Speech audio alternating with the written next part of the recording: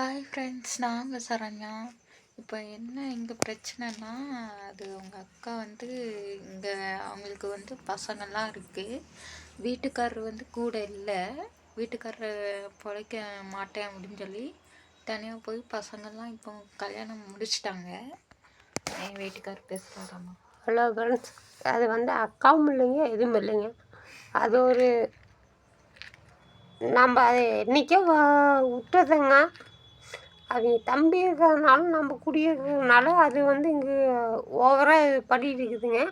எனக்கு அது பிடிக்கலிங்க. நான் வந்து என்றைக்குமே வந்துங்க மான மரியாதையோட வாழ வேணும். அது எனக்கு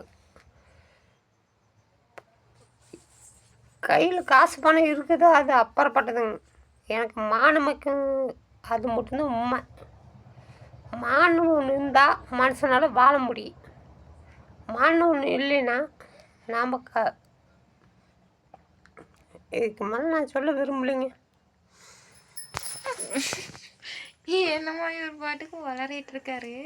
நான் சொல்கிறேன், நான் வந்து எனக்கு தெரிஞ்சதை நான் சொல்கிறேன் ஃப்ரெண்ட்ஸ். அவங்களுக்கு பிள்ளைங்களாம் இருக்காங்க. ஆனாலும் இங்கே வந்து ஏதோ பிரச்சனை போல் அவங்க வீட்டில். அன்னைக்கு ஒரு நாள் வந்தாங்க, ஒரு ஒரு 2 வாரத்துக்கு முன்னாடி வந்தாங்க. அப்போ வந்து நாங்கள் இங்கே இருக்கிறனால இவர் கூட சொன்னார், நான் கூட வெளியே படுத்துக்கிறேன்டா, இங்கே உள்ளே படுத்துக்கோங்க அப்படின்னு சொன்னாங்க. அதை கேட்காம, ஆனால் இவங்க தம்பி ரொம்ப மோசம். அந்த அக்காவோட பேசினாங்கல்ல, ஏதாச்சும் வாங்கி கொடுத்தா வேற ஒருத்தங்க அவங்க கூட இது பண்ணி விட்றாரு. ரொம்ப தப்பான விஷயமா இருக்குது ஃப்ரெண்ட்ஸ். அவர் வந்து ரொம்ப தப்பாக இருக்கார். காசு கொடுத்தா எதனாலும் செய்வார் போல். நான் அப்பா அப்பான்னு சொல்கிறேன் பார்த்தீங்களா, அவர் தான். அதை தான் இவருக்கு கோபம் வருது.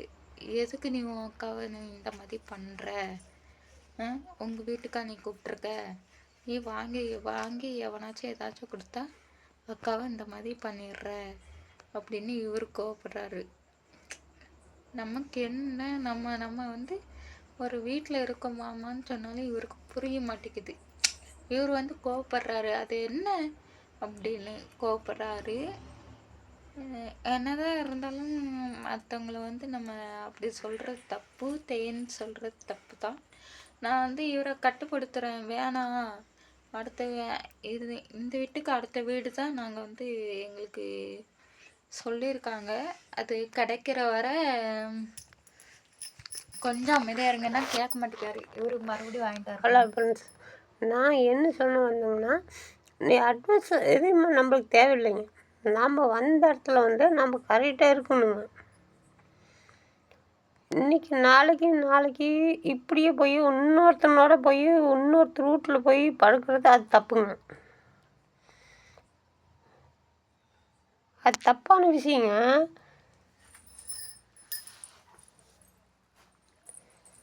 சரிங்க, அவ்வளோதாங்க, அவ்வளோதான்.